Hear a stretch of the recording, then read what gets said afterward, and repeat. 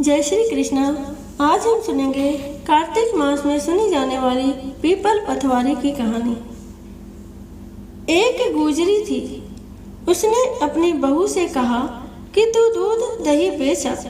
तो वह दूध दही बेचने गई। कार्तिक महीना था। वहाँ पर सब औरतें पीपल सींचने आती थी। तो वह भी बैठ गई और औरतों से पूछने लगी कि तुम क्या कर रही हो।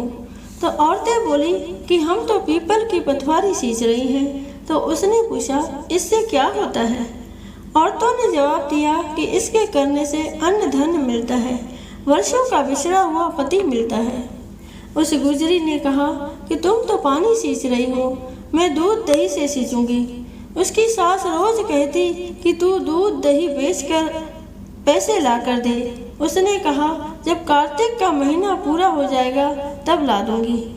और कार्तिक का महीना पूरा हो गया। पूनम के दिन गुजरी पीपल पथवारी के पास धरना लेकर बैठ गई। पीपल ने पूछा कि तू यहाँ क्यों बैठी है? उसने कहा, मेरी सास दूध दही के पैसे मांगेगी। तो पीपल ने कहा, मेरे पास पैसे नहीं हैं। यह पत्थर, डंडे, पान, पत्ते पड़े हैं, वह ले जा और गुल्लक में रख देना। जब सास ने पूछा, पैसे लाई है?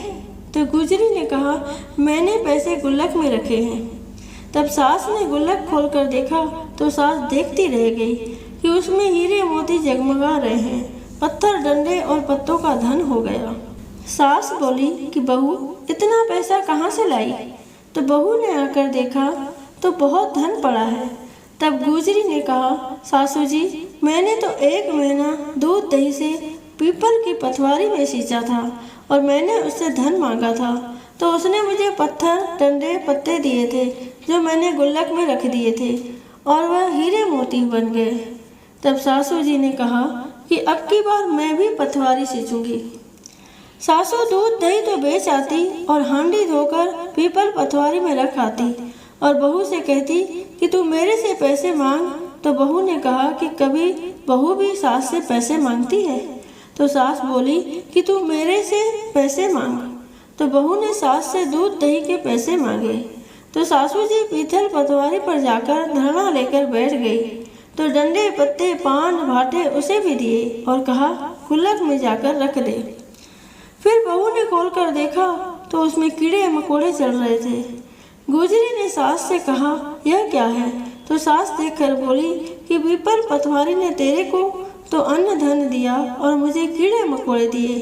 तब सब बोले कि बहू तो सत्य से सींचती थी और सासू जी धन की भूख से सींचती थी। इसीलिए हे पथवारी माता, जैसे बहू को दिया वैसा हम सबको देना और सासू जी को दिया वैसा किसी को मत देना।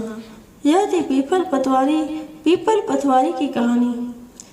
आशा है आपको पीपल पथवारी की कहानी पसंद आई होगी। जय श्री कृष्णा।